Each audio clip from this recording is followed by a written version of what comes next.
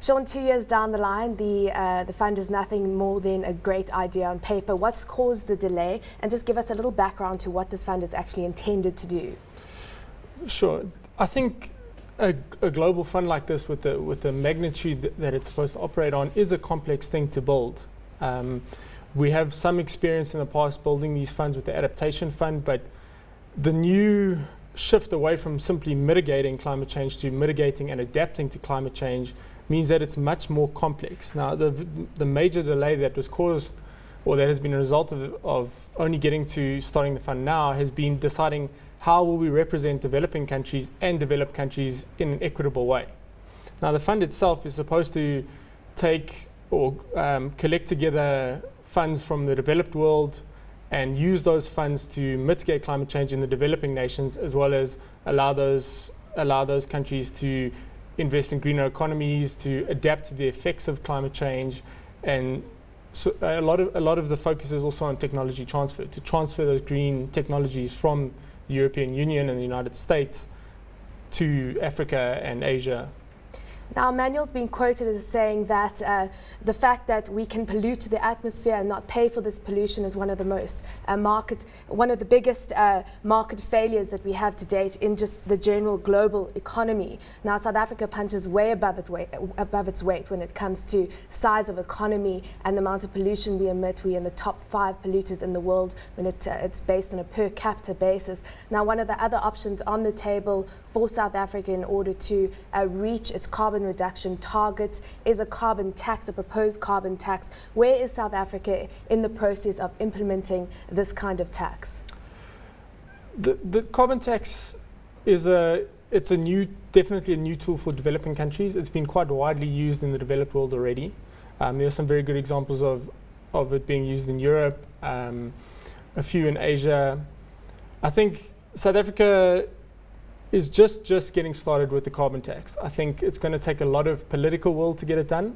It's going to take a lot of building bridges with industry so that industry understands what steps they can take to reduce the tax burden that will be loaded onto them by this tax. But fundamentally, it's probably the correct way to realign the economy with its environmental externalities. And of course, include those external costs to the environment in the business model. Now, it's said that the electricity sector could be exempt from this carbon tax. What's the rationale behind that initially? Well, the problem with any sort of tax on what was previously an externality is that the poor tend to take the brunt of it.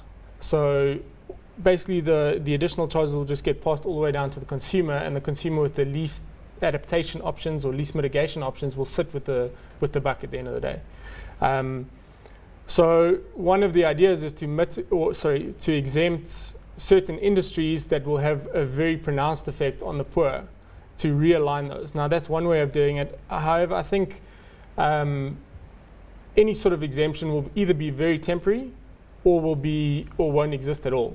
I think what will happen is, to mitigate that effect, those distributive effects, is that the revenue will be recycled and paid in other ways, like reducing VAT rates and such things. Let's look at the impact on heavyweight miners, heavyweight sectors in South Africa who are huge carbon emitters. Now, we had a task team of miners representing the likes of BHP, PPC, Anglo American, Exxaro, all saying that a carbon tax would result in disinvestment from the sector. Roger Bacter, the chief economist of the Chamber of Mines, indicating that South Africa should be cautious in rushing ahead to implement a tax ahead of competitors. What are these concerns from the likes of these miners taken to heart by government, given the fact that we've got Australia also proposing taxes and they haven't been able to pass taxes over there? I think government should take it very seriously. It will have a direct impact on competitiveness, but it's almost intended to, in that the idea behind a carbon tax is to move your economy away from energy carbon intensive operations or contributors to GDP and move it to the greener sector of the economy. Now, as it stands at the moment, that's probably not a short-term option for South Africa. I think one of the key structures that must come into the tax, if it is rolled out, is some way for mining houses to choose less carbon-intensive energy sources. So it's fine to say that as a mining house using lots of energy is bad because it comes from coal, but they need to have another option, otherwise the behavior won't change. Those costs will simply be passed into the market. What about the impact it's going to have on the fuel costs? Because if you look at the likes of Sasol with its coal-to-fuel technology, it's one of the biggest carbon emitters in the world. It produces around 30% of South Africa's fuel. How is this carbon tax going to be translated into pump prices? Well, on the one hand, we'll be much more exposed to volatility of the international oil price.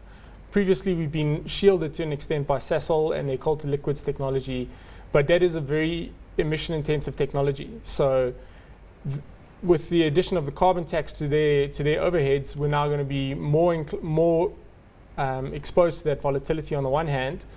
On the other hand, we're also going to have to incur that cost over and above the existing fuel levy and the existing tax that already on SUVs and such cars. Very quickly, how far away is South Africa, do you think, in imposing a carbon tax? I think the carbon tax and the Green Fund are very closely aligned. I think Mr. Manuel's been very clever in that by sitting on that fund, he needs to ensure that South Africa stays neutral on the fund. We don't want to be a contributor to the fund, and we don't want to be a beneficiary. And the best way to do that is the carbon tax. And so I feel we're probably less than 2 years away from implementing that tax in some form.